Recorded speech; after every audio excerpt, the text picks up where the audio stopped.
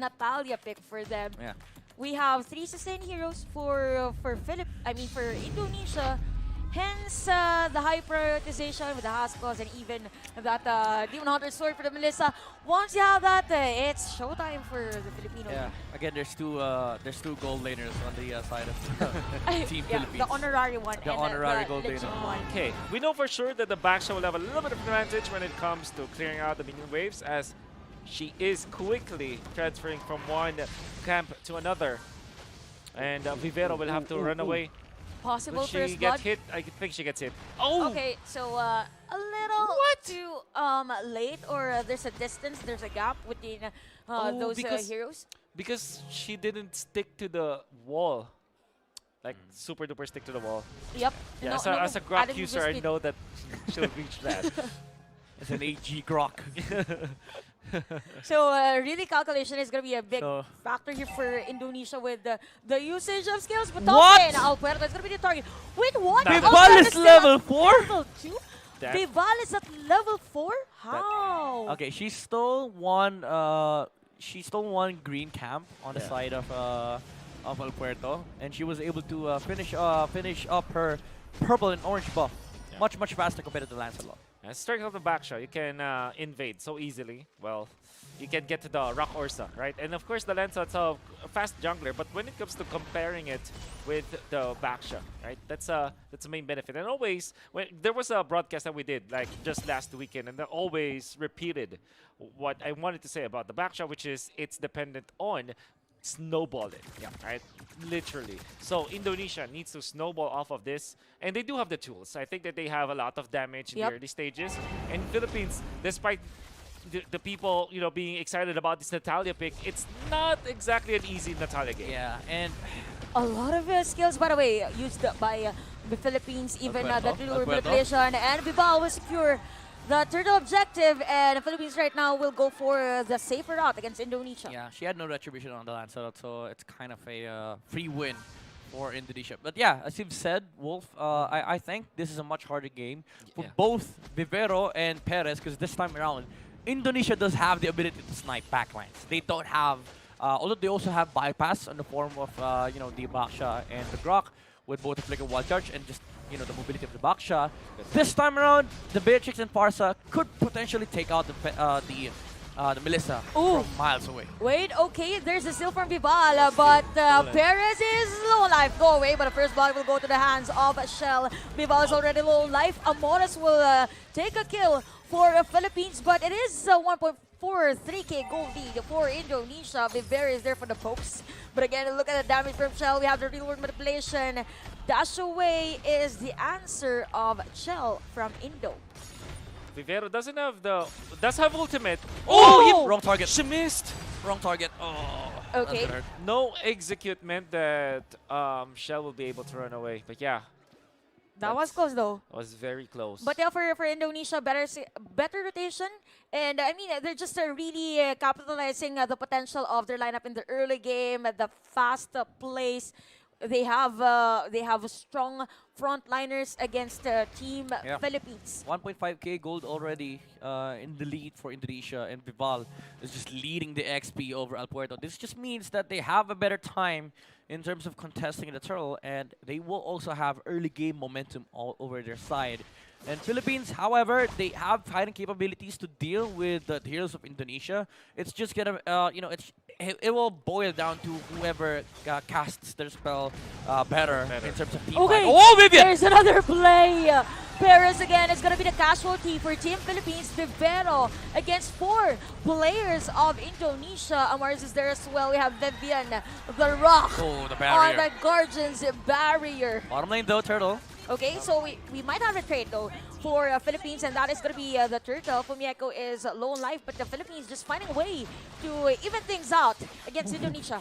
Yeah, but then again, that was Indonesia taking a turret up top with 2 kills to go with it. And Yeah. even when you take the turtle at this point, the fact that you don't have your gold lane turret on a Melissa that is required to have an early game farm be massive, and they took away another important micro objective away from Alpuerto. That's a purple buff. Okay, a lot has been happening here in Oh, our Vivian! map, but Vivian again with that one charge shell again with another kill. That is gonna be Vivero and 3.1k gold lead for Indonesia. Yep. Alpuerto low. Oop, that was Snipe. close. If you ever ask what momentum looks like, this is it. Yep. Indonesia continuously moving around the map. And even though Alpuerto was able to take the turtle, it took the retribution for him to do that. And Indonesia called the shots, you know. They were like, okay, she has no retribution, let's go and steal some resources. Yeah. And now Philippines will have to get back to what won them game number 2, which was a comeback. But comparably to that game, this will be difficult. Possible Vivero finding kill. opening. Shell is alone. They have the damage this time. Or do they? Yes, they do. Vivian threatening for a kill. Will get it. Okay, that was an intense perfectly. Power of Nature again. Oh, wow. We have 2 casualties in trade of 1 for Philippines.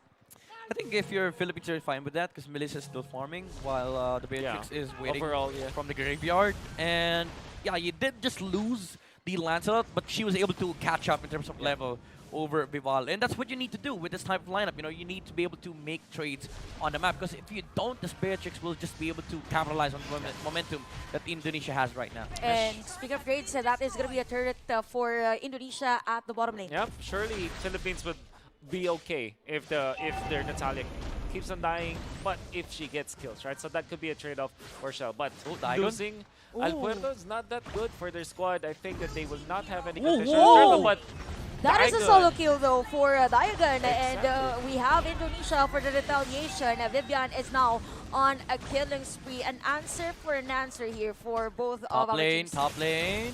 Okay, that's a push. Again, Okay. the honorary gold laner I for mean, we Team saw that Philippines. earlier. So Eh, Perez is like, okay, I gave up that lane. That lane is unlaneable for me because there will always rotations towards that lane. So she takes over mid lane, and this is good because you get the same amount of farm while Indonesia has to answer this Natalia split push. Yeah, and by the way, Vival has been doing a great job just taking over the map once again. Daigon, ever so courageous. Okay, So we have the bold. final Oh, wow. slash though. That is outside the real manipulation. We have the wild charge against Amoris. Flicker out for her, and the players of Team Philippines will be on the back. But we also have another flicker. Shell! Another damage from Shell, and the players of Philippines is slowly dying on this team fight. 2 casualties after that clash. Well done, coming out from the Beatrix. Now they get more. Daigon will have to defend. Great Oh, the final slash. flash. The connection from the Vengeance puts Oh. a low, but the flicker from Shell. It's gonna be enough. In comes the Eve. Not gonna be able to reach anyone as Perez goes down as well. Indonesia, they take another objective, and they take the purple buff as well.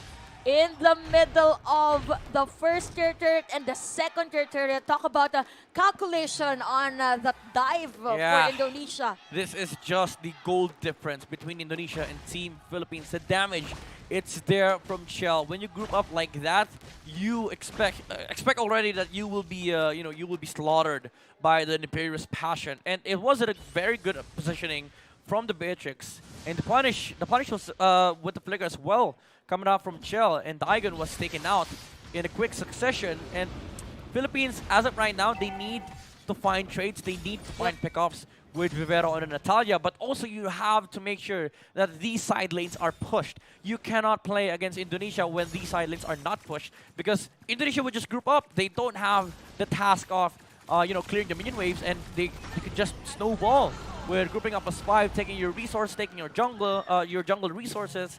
And this just means that the Lancelot is put in a position where she has to find levels to just be able to get on the same level of retry damage as Vival. Now we do know that Indonesia, they're very good at snowballing. That's the reason why they keep on winning. Look at Shell just leading the pack. Actually, 4 members of Indonesia are topping the charts when it comes to the overall player gold. Leading overall by 7,000. And when it comes to the damage, Shell, forced to be reckoned with. You know that she was able to position herself specifically in that bush where Vivian is staying right now, was definitely the juggler against Team of Philippines. And we can see right now, Indonesia's Lord will march in at the top lane. So for Philippines, they have they have the ultimates to defend this one out. But when we say aggression, it's just Indonesia all over the place. They have the Grok. They even have Fumi Echo to just dive in against them. They have Flicker again, by the way, on Vivian, so this might be an initiation wherein they can just wipe out Philippines, especially with the feathered airstrike coming from Chini. Chini has done a fantastic job of taking down these zeros at the backline. Daigon is done, but we can see again Ferris with the spray hits. Al Puerto will be in front of the Filipino squad. The turret is still there for Philippines, and they are defending whatever turret that they still have against the 9K lead of Indonesia. Well, 9K. Wow. Another minion wave out of the middle lane. We have the Guardian's Barrier, but still Philippines, they can extend this game. But look at that. Just one shot from Chell. That was enough. And onto the bottom lane, Alberto will be able to defend for now. Entirety of Indonesia will be very happy of the results of their first Lord push, able to take out one inhibitor turret and then, of course, take over the jungle. Now they will take away the orange buff that should be belonging to Team Philippines. So many economic advantage that Indonesia have amassed right now. 9.8k means that they are definitely in control of this game. Yeah, but it's not as easy as as just fighting inside the base of Philippines. You also have to worry about the presence of Natalia. That's why Chell has been really conservative with with her positioning. Because if she gets spotted out on a weird and awkward position, she might just be taken out by Vivero. Yeah. So it's still a it's still a hard game for Indonesia to break, because going inside the base of Philippines is also dangerous because of the re-engage factor, the final slash, and the reload manipulation coming out from Amor, especially with the damage being built up on Philippines. Even though you have a 9.8k gold lead, you also have to respect the damage that Philippines can bring into the table, because you don't have tanky, well, you have tanky cores, but the tanky cores that you have, they don't deal damage. Your main damage dealer is both the Farsa and the Beatrix. Look at this, Chini and Chell never leaving each other's side, knowing that there could be that potential for the Natalia. Very quickly, can they take this Lord? Vivian gonna be spawning out Al Puerto. That means that Philippines will not have any contention whatsoever of this. Vivero's not here. Especially because Vivero already showed herself down the bottom lane. Yep, she cleared the minion wave out the bottom lane, and Indonesia right now. Look at that, 10K gold lead at this 12-minute game. And what's really nice for Indonesia is for Vival, right? She saw that Vivero was there at the bottom lane. It was easy just to... So many Viv. So many Viv, right? That's right. I'm just grasping for whichever Viv is the right Viv.